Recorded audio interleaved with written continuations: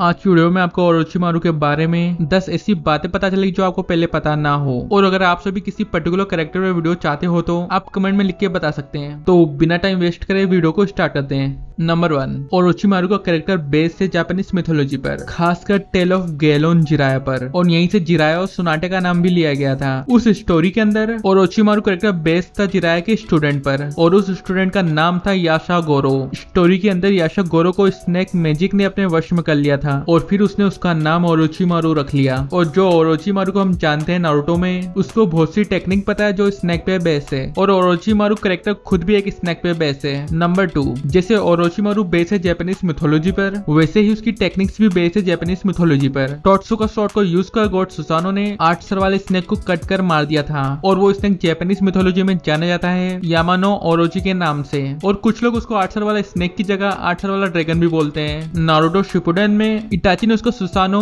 और उसकी टोत्सुका शॉट को यूज कर ओरोचिमारू को सील कर दिया था। जब वो यूज करा था उसकी एडवांस टेक्निक को, वो ओरोचिमारू की टेक्निक में से एक है। उस टेक्निक में ओरोचिमारू 8 सर वाला जायंट स्नेक बन जाता है, और उस टेक्निक को ओरोचिमारू की मोस्ट पावरफुल टेक्निक भी बोला जाता है। ओरोचिमारू की ये टेक्निक बेस है जापानीज मिथोलॉजी पे, जैसा मैंने आपको बताया था। और इटाची के सुसानो की टोत्सुका शॉट भी जापानीज मिथोलॉजी पे बेस है। उस शॉट से 8 सर वाले स्नेक या कह लो 8 सर वाले ड्रैगन को कट करा था। तो हमें से ये पता चलता है नारुतो में से बहुत से कैरेक्टर है जो जापानीज मिथोलॉजी से इंस्पायर है। नंबर 3, ओरोचिमारू और उसके लोग रिस्पॉन्सिबल थे मेचा नारुतो को क्रिएट करने में। शायद कुछ लोगों को पता होगा जिसने देखा होगा नारुतो के फिलर्स एपिसोड को। जिस किसी को नहीं पता, मेचा नारुतो क्रिएट करा गया था फिलर्स एपिसोड के लिए, और ओरिजिनली डिजाइन करा था किशिमोटो ने स्पेशली वीडियो गेम के लिए, Naruto Shippuden ultimate Ninja storm revolution. और उसको अल्टीमेट निंजा स्टॉर्म 4 में भी देखा गया था। जैसा मैंने बताया, इसको ओरोचिमारू ने क्रिएट करा था। ओरोचिमारू ने इसको एक एक्सपेरिमेंट के लिए क्रिएट करा था, डिमोनिक स्टैचू की नकल करते हुए, और प्लानिंग कर रहा था कुरामा को कैप्चर करने के लिए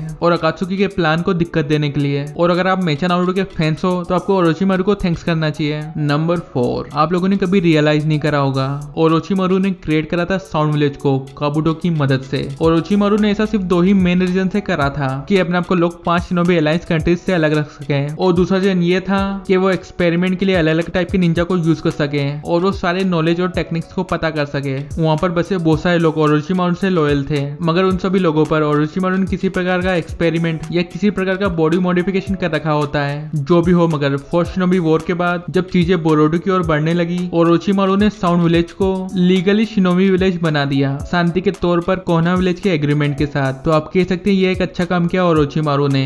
नंबर 5, ओरोचिमारू को बर्थडे अक्टूबर 27 को आता है, और सीरीज के पार्ट 1 में ओरोचिमारू 51 ईयर ओल्ड था, और शिपुडेन में 54 ईयर, और बोरुटो में उसकी एज अननोन है। ओरोचिमारू का मेन गोल है सारे नॉलेज को पाना जो भी अभी तक है, और इस इम्पॉसिबल चीज को पाने के लिए ओरोचिमारू को इमोर्टल बनना होगा। और बहुत सारे एक्सपेरिमेंट करने के बाद ओरोचिमारू के लिए इमोर्टलिटी पॉसिबल लग रही है, जो उसने उसके कर्स मार्क को डेवलप करा। और एक बार किशिमोटो से पूछा था कि ओरोचिमारू ने इमोर्टलिटी को अचीव कर लिया है, और किशिमोटो ने कंफर्म करा था यस। नंबर 6, ओरोचिमारू का फेवरेट फूड है एग, और उसको कोल्ड फूड पसंद नहीं है। अगर आपको ये इंटरेस्टिंग नहीं लगा तो कोई बात नहीं, मगर ये चीज सुन के आप चौंक जाएंगे। जब ओरोचिमारू कोहना विलेज का निंजा था, उसने कंप्लीट करे थे 1468 मिशंस। अगर हम इसका ब्रेकडाउन करें तो 16 D rank mission, 332 C rank mission, 521 B rank mission, 491 A rank mission, और 108 S rank mission. Number 7, Orochimaru Akatsuki को छोड़ने के बाद भी टेक्निकली अकात्सुकी का मेंबर था। उसके पीछे का रीजन ये है, अगर आपको अकात्सुकी का ट्रू मेंबर बनना है तो आपके पास अकात्सुकी की 10 रिंग में से एक रिंग होनी चाहिए, जो कि उस टाइम पे टोबी को ऑफिशियली ऑर्गेनाइजेशन का मेंबर नहीं माना जाता था जब तक उसको सासुरी की रिंग ना दी गई। और ओरोचिमारू उसको दी गई रिंग को लेकर चला गया था,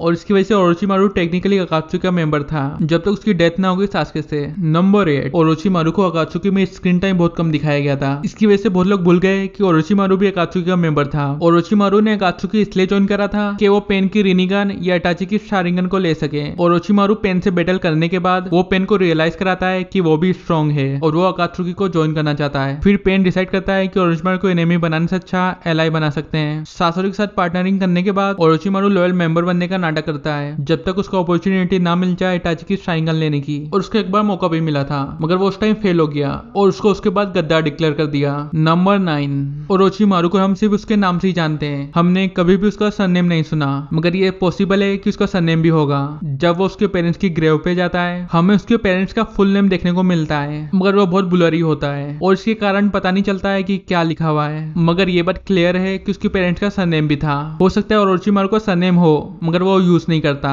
नंबर 10, ओरोचिमारू को किशिमोटो ने इंट्रोड्यूस करने का नहीं डिसाइड करा था। ओरोचिमारू को एक्चुअली किशिमोटो की एडिटिंग टीम ने सजेस्ट करा था। किशिमोटो बिलीव करते थे सीरीज को अटेंशन मिल रही है चुनिन एग्जाम की वजह से, और ऑडियंस क्यूरियस है ये जानने के लिए कि टूर्नामेंट कौन जीतेगा। किशिमोटो ने प्लान कर रखा था एग्जाम को कंप्लीट करने का बिना किसी एनिमी के इंटरफेयर करे और शिकमारू को आखिरी में विनर बनाने का, मगर उनकी एडिटर टीम ने किशिमोटो को सजेस्ट करा था कि वो विलन कैरेक्टर को इंट्रोड्यूस करे जो एग्जाम को इंटरप्ट करे, क्योंकि उस टाइम पर कोई भी main villain clear cut character नहीं था गारा को छोड़कर। किशिमोटो ने एडिटर टीम की एडवाइस को एक्सेप्ट कर लिया और क्रिएट कर दिया ओरोचिमारू को एक विलन के तौर पर। किशिमोटो ने जानबूझकर ओरोचिमारू को एक स्नेक जैसा लुक दिया था कि ऑडियंस को पता कर सके एक स्ट्रॉन्ग एंड कॉन्फिडेंस विलन के तौर पर। ओरोचिमारू मेरा फेवरेट विलन कैरेक्टर तो नहीं है, हाँ मगर one of the best villain character है नारुतो में। तो यार ये 10 फैक्ट थे जो शायद आपको ओरोचिमारू के बारे में पहले पता ना हो। कमेंट करके बताइए कि सबसे ज्यादा आपको कौन सा फैक्ट पसंद आया। तो वीडियो पसंद है तो वीडियो को लाइक और वो लाल वाले बटन के साथ कुछ भी करो मगर उसको प्रेस कर दो और भी इंटरेस्टिंग वीडियो के लिए। फिर मिलते हैं नेक्स्ट वीडियो में, तब तक के लिए बाय बाय।